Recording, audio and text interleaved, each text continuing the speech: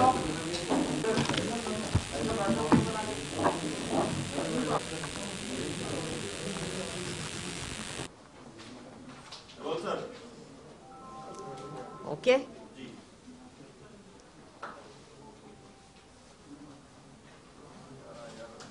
एक 2 मिनट और दे दो। मैम करिए।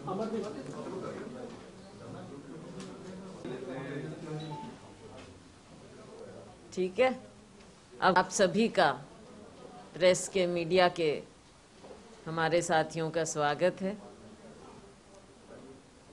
मेरे साथ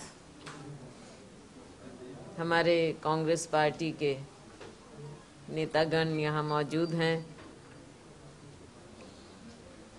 सुभाष बत्रा जी हैं, चंद्रमोहन जी हैं, नीले जी हैं, नीले सैनी जी, कृष्णमूर्ति हुड्डा जी हैं, रामकिशन जी हैं, सुधा भारद्वाज जी हैं। साथियों, पिछले कुछ अरसे से जो हमारे देश में बीत रहा है वो किसी से छिपा हुआ नहीं। सबसे बड़ी बात जो आज के दिन, इन दिनों में आपने देखी है वो है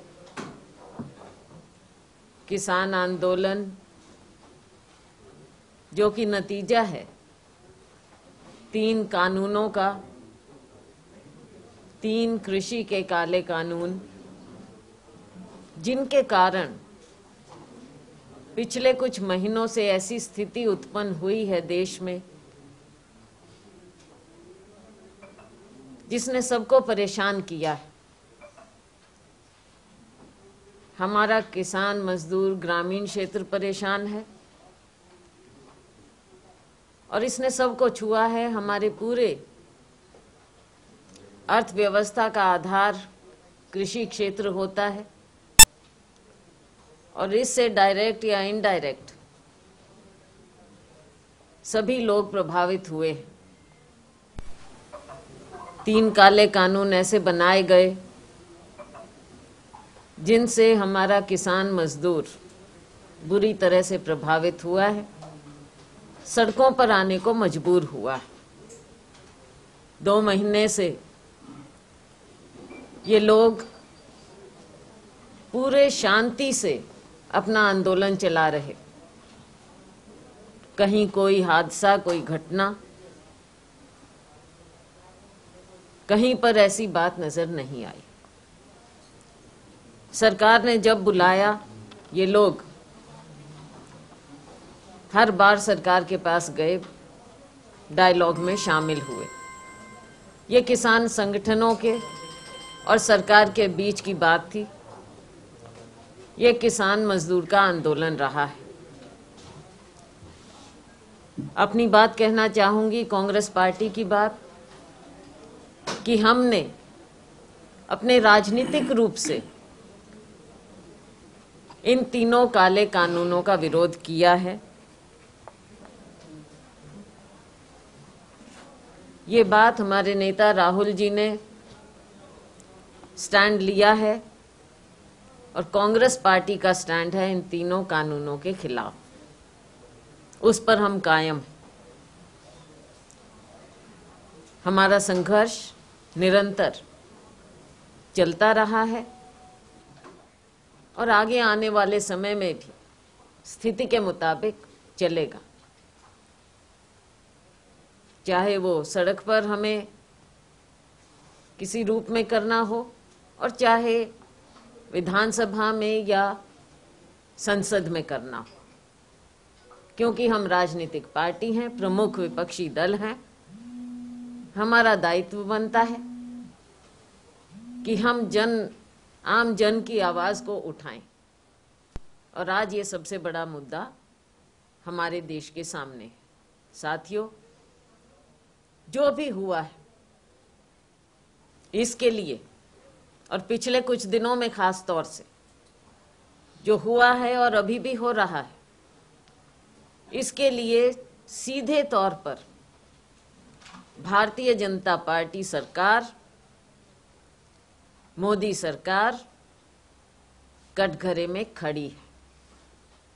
कितनी कोशिश की गई, लाख कोशिश की गई, मीडिया के माध्यम से, सोशल मीडिया के माध्यम से तरह तरह की बातें फैलाने की, लेकिन इन तथ्यों को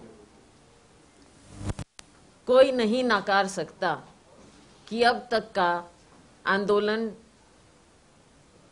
शांतिपूर्वक बीतता गया है। और 26 जनवरी को जो हुआ बहुत दुर्भाग्यपूर्ण हुआ, बहुत गलत हुआ। हर तरीके से हमें अपने गणतंत्र पर, अपने लोकतंत्र पर बहुत गर्व है, क्योंकि अनेकों कुर्बानियों के बाद हमें आज़ादी मिली। और हमारे शांति के मसीहा, शांति के दूत महात्मा गांधी जी, जिनका आज हम मार्टरडम डे मना रहे हैं, 11 बजे हम सब ने, आप सब ने मौन भी रखा। ये हमारी परंपरा रही। आज के दिन खास तौर पर हमें नहीं भूलना चाहिए उन असंख्य लोगों की कुर्बानियां, जिनके कारण हमारा ये गणतंत्र, हमारा ये लोकतंत्र इतना, उसकी नींव रखी गई और मजबूती से हम इतने दशक मना पाए। लाल किले पर जो हुआ दुनिया ने देखा, शर्म की बात है। लेकिन साथियों, इसके पीछे कौन से तत्व थे, कैसे ये हो पाया, इसके लिए सरकार को जवाब देना होगा। कौन से तत्व ऐसे थे जो वहां तक पहुंचे और कैसे पहुंचे? जब सरकार का बंदोबस्त पुख्ता होना चाहिए था, किसानों ने पहले से ही कहा था कि हम गणतंत्र दिवस को ट्रैक्टर रैली निकालेंगे, सरकार को मालूम था। लेकिन किसानों को पहले दिन से जो ये कुछ कुछ बोलते रहे, कभी कहा गया टेररिस्ट हैं, कभी कुछ हैं, अगर इसके पुख्ता सबूत सरकार के पास थे तो इनको एक्शन लेना चाहिए था। इसके बारे में तो दो राय कभी हो ही नहीं सकती। ना किसान कुछ कहेंगे, ना कोई और पार्टी कुछ कहेगी, देश कुछ नहीं कहेगा। गलत तत्व हैं तो वो गलत हैं, उनको कोई क्यों डिफेंड करे, और करना नहीं चाहिए। उसके बारे में सरकार कुछ नहीं कह पाई, दिखा पाई, कर पाई। और फिर जब ये ट्रैक्टर रैली की शुरुआत हुई, आपको मालूम था, आपने क्यों नहीं बातचीत की?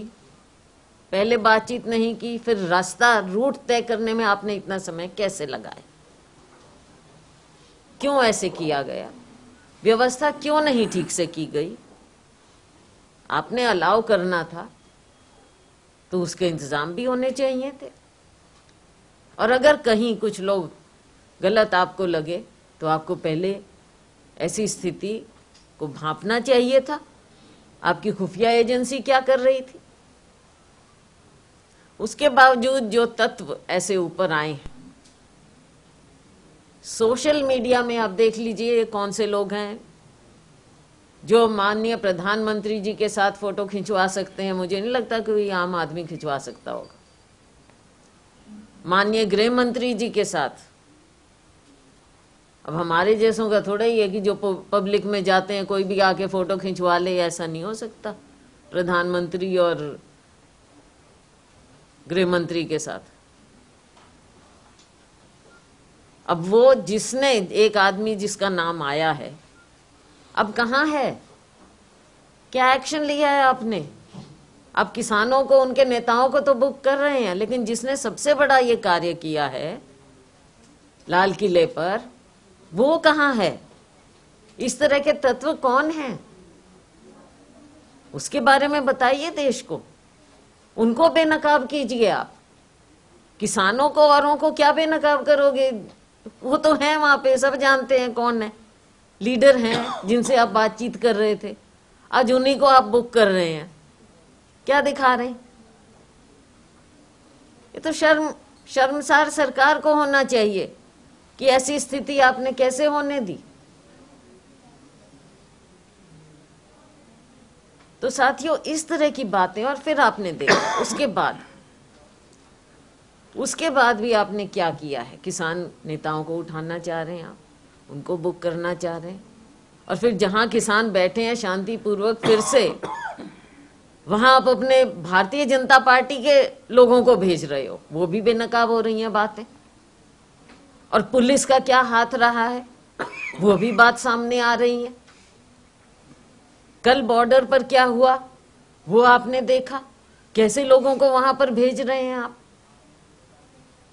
तो ये कोई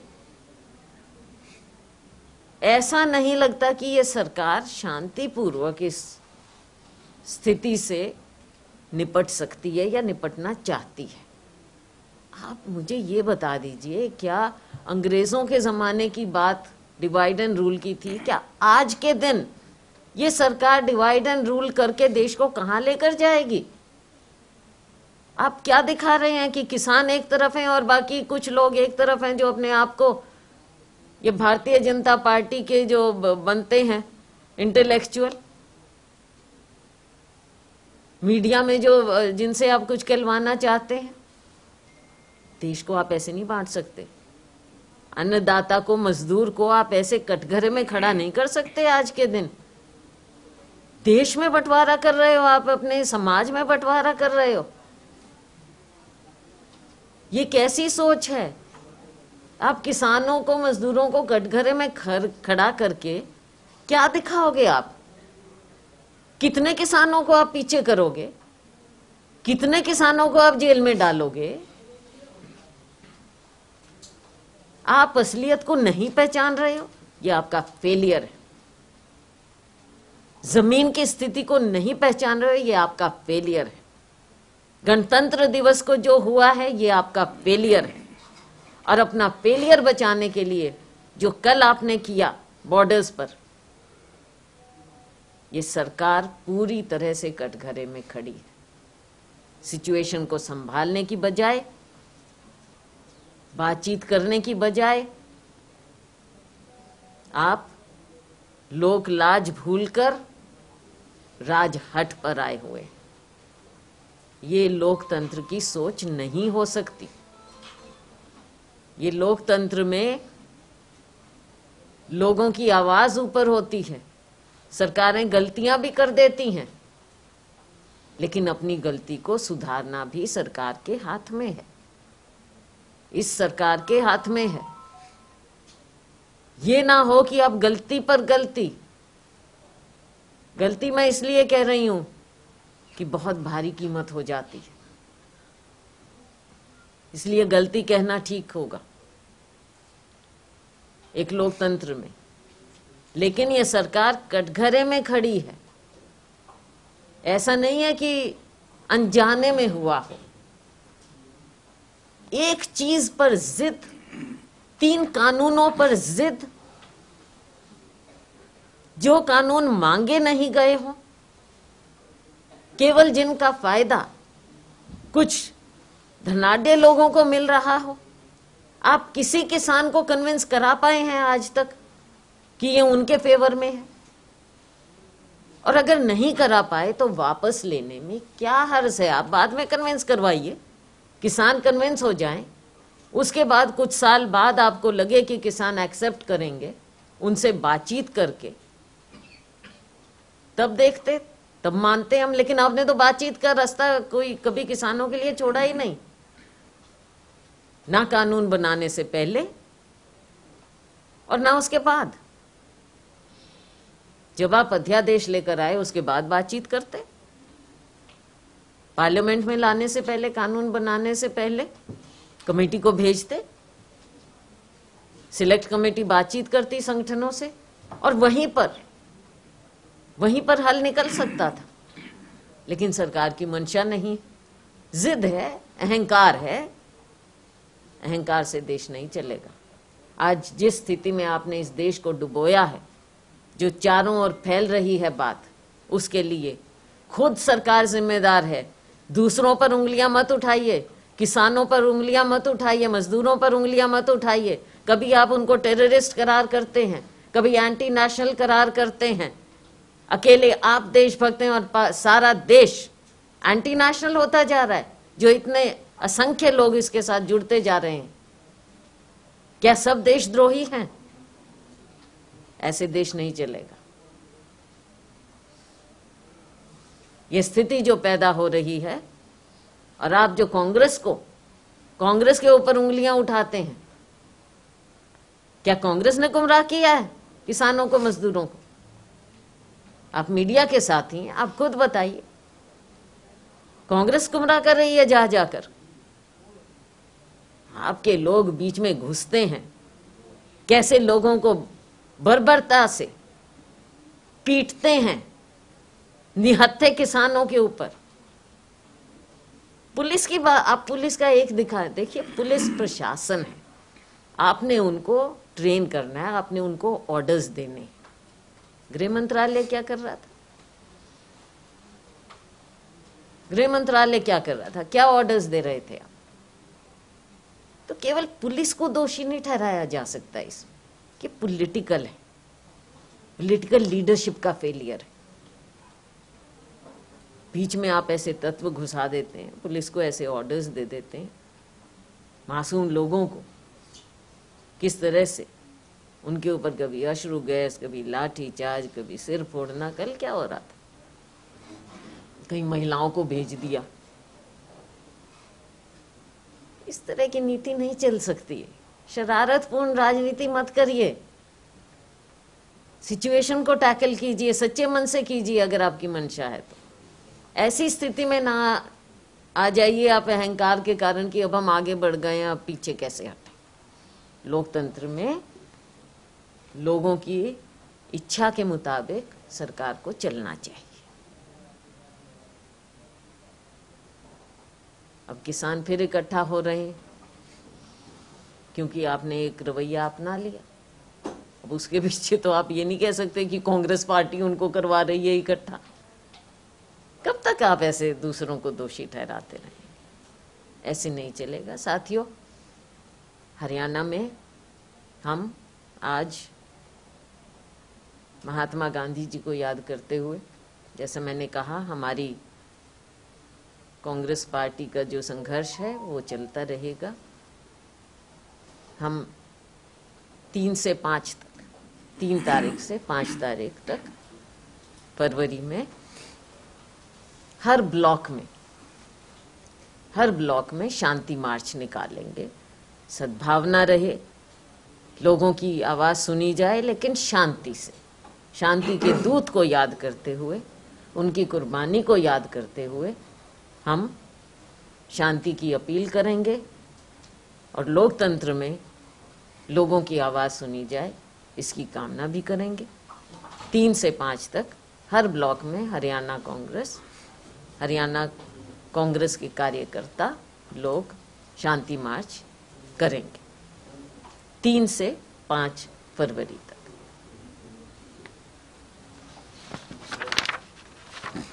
अभी इसके साथ इंटरनेट बंद करने से आपको क्या लगता है? एक दिन इंटरनेट बंद करके क्या मिलेगा, क्या हासिल होगा? जो ये जन सैलाब, जन आंदोलन उठता है, ऐसे नहीं रुक सकता। आप लोगों का गला नहीं घोट सकते, आप उनकी आवाज को नहीं बंद कर सकते।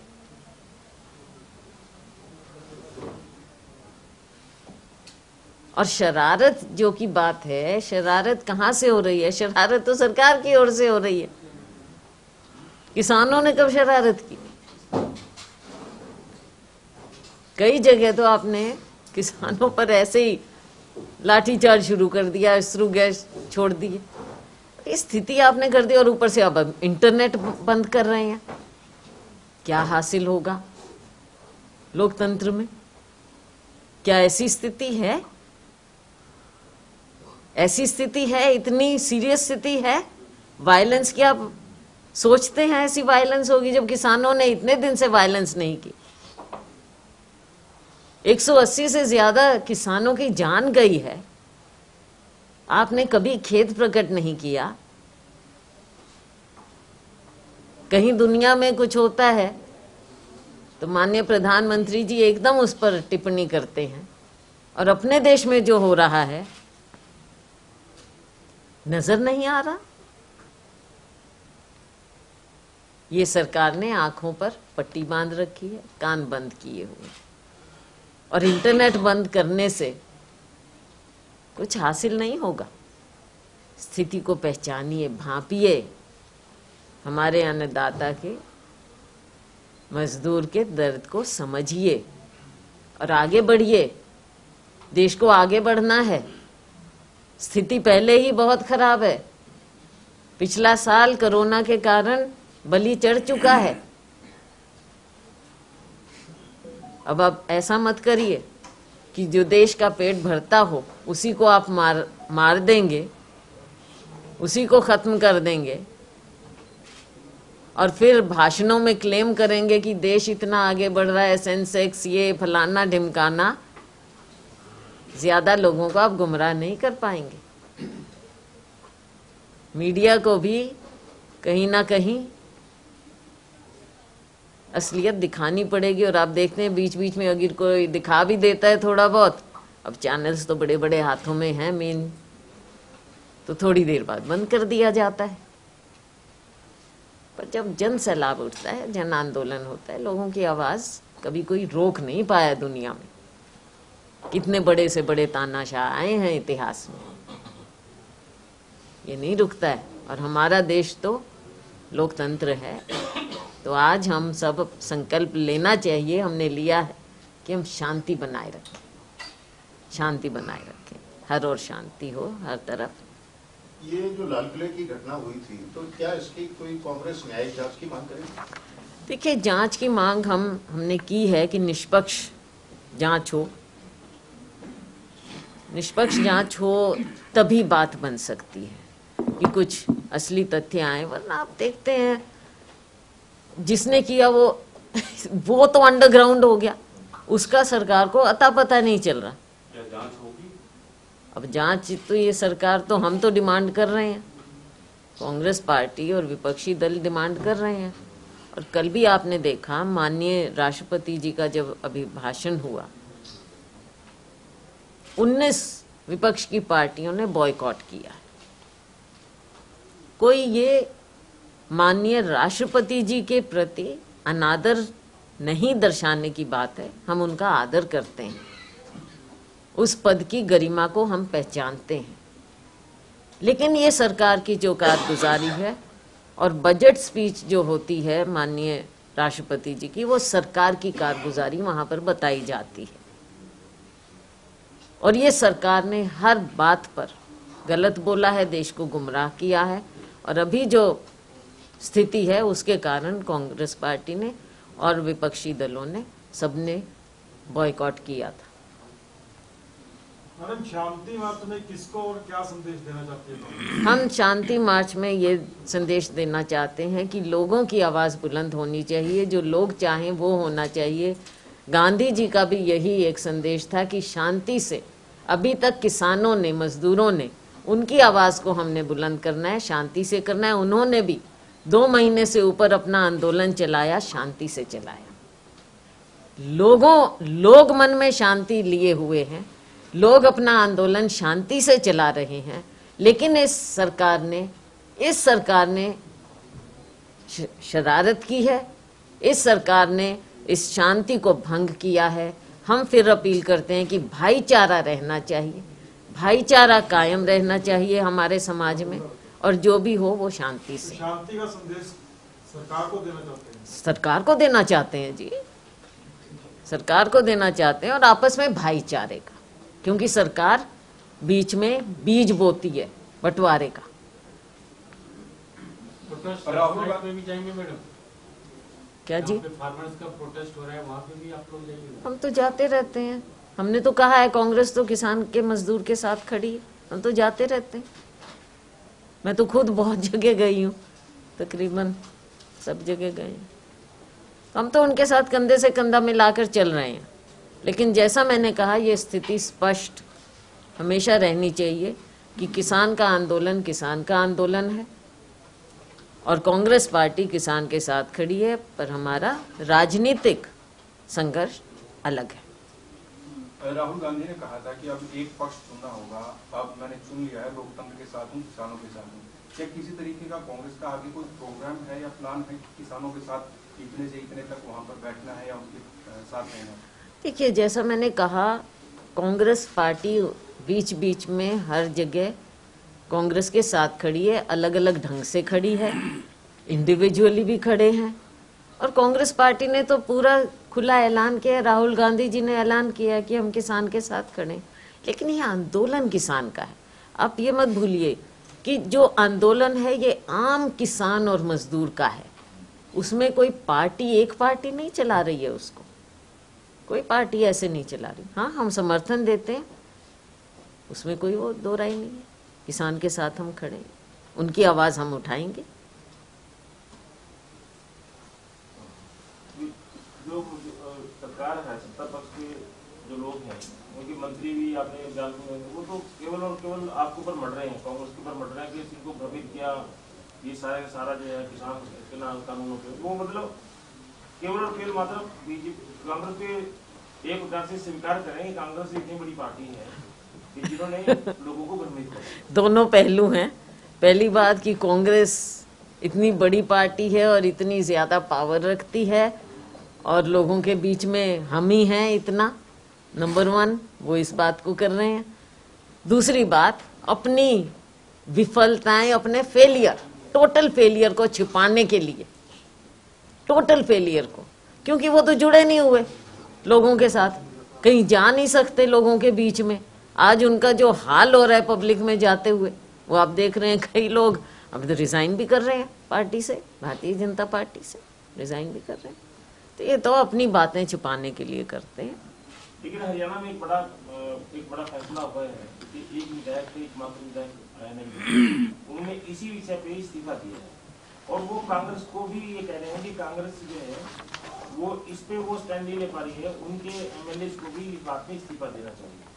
ये कांग्रेस का फैसला, कांग्रेस का पूरा प्रदेश है, के नाते क्या मानते हैं कि उनका इस्तीफा सही है, नंबर 1, या नहीं है, और कांग्रेस के एमएलए इस विषय में क्या सोचते हैं? देखिए, वो उनकी अपनी पार्टी है, वो अकेले अपने पार्टी के नेता भी हैं, विधायक भी हैं, और उन्होंने अपना फैसला लिया है और इस्तीफा दिया है। उनका अपना फैसला है। कांग्रेस पार्टी मुख्य विपक्षी पार्टी है। हम अपनी रणनीति अपने हिसाब से तय करते हैं। हमने लड़ाई किस किस लेवल पर कैसे लड़नी है, ये हमारी नेशनल पार्टी है और हम अपने फैसले लेते हैं। तो मुझे नहीं लगता कि इसमें कोई हमको कहेगा कि आप ये करो या कुछ करो। अपने हिसाब से वो फैसला लेते हैं, हम अपने हिसाब से फैसला लेते हैं। उसमें क्या, साहब ने तो कहा ना, उनका फैसला जो है एक प्रकार से बीजेपी को सपोर्ट कर। अब आगे जब अविश्वास प्रस्ताव था तो उसमें इनको उनके खिलाफ वोट करना था, क्योंकि अविश्वास प्रस्ताव अब आएगा, जब भी सेशन होगा अविश्वास प्रस्ताव आएगा तो उसमें इनको बीजेपी के खिलाफ ही खड़ा होना था ना।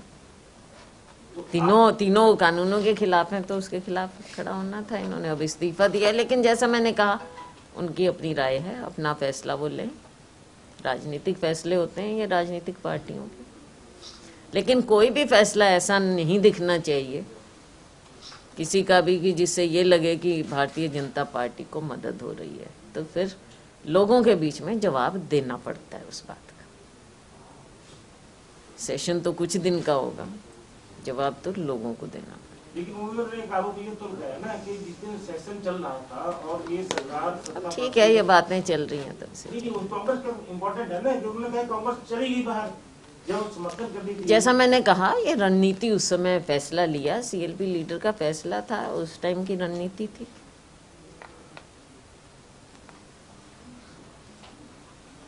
बोलो वो जो कुछ भी मर्जी कहते रहे, आप उसको इस बात देखो, को- हर पार्टी का अलग फैसला होता है, स्थिति के मुताबिक। तरह तरह के इश्यूज आ रहे हैं सामने, अटैक्स भी हुए, सब कुछ हुए।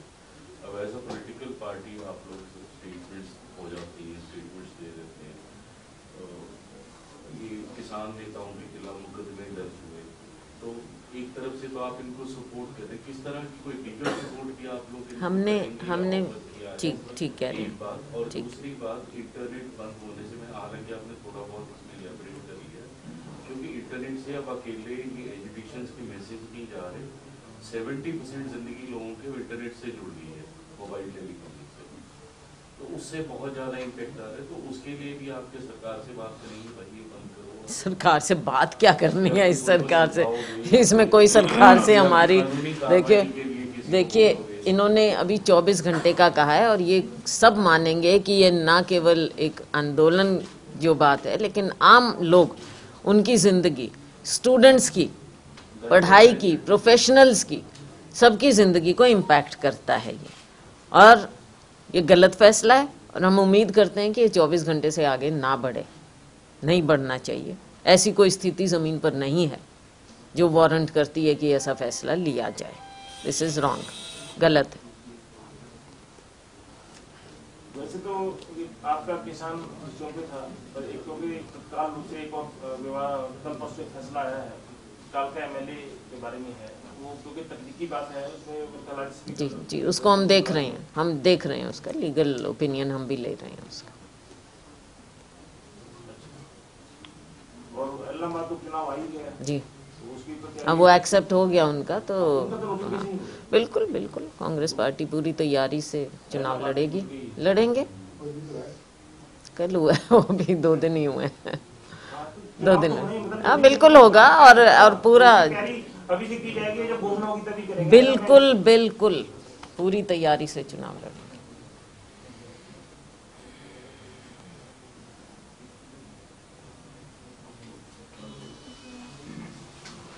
डन।